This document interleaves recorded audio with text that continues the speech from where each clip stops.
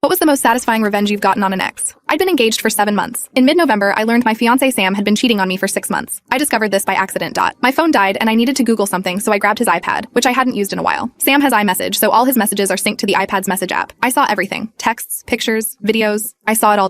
His side chick was a mutual friend of ours, Madison, who'd been in our home, had dinner with us, and was even a potential bridesmaid for our wedding. I spent days reading through everything. She was pregnant. He'd also been sending her money from our saving for a bigger apartment fund. I was devastated. I cried so hard I thought I'd throw up. But what really got me were the things they said about me. They mocked me, ridiculed me, and belittled me. They joked about how I was the oblivious idiot fiancé who was so stupid. Madison would text me, chatting about wedding planning, then screenshot the messages and send them to Sam, laughing about how stupid I was. There was so much more, and far more vicious. I was gobsmacked, betrayed. I felt like the meanest girls from high school were standing over me, laughing while I cried. But more than anything, I was more confused. And who the bloody hell was this person pretending to be my Sam? Now I realize I'd only seen one side of him. For 3 years, Madison had actively been pushing Sam to dump me. She suggested he do so the day after Christmas, after we'd returned home from seeing his family. When I read that particular message, something inside me snapped. I'd been snickered all my life for being the poor kid in a wealthy school, for being a fat kid and teenager, for being an ugly duckling, for always having older, out-of-date things, for being quiet, for being an unphotogenic teenager. I was not going to be humiliated. Not again, and not like this. So I thought ahead.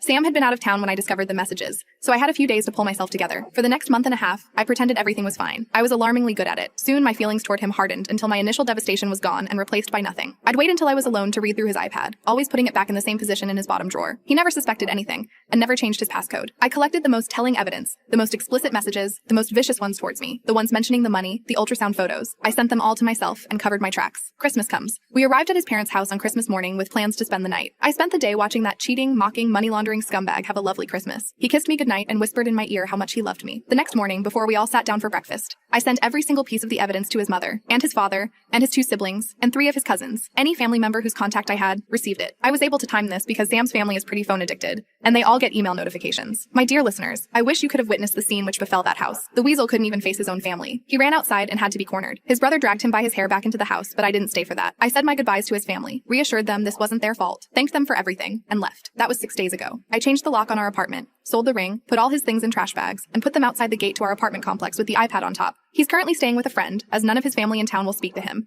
and he can't afford a hotel indefinitely. And don't worry about Madison. I didn't forget about her. I sent everything to her mother, with whom she still lives with.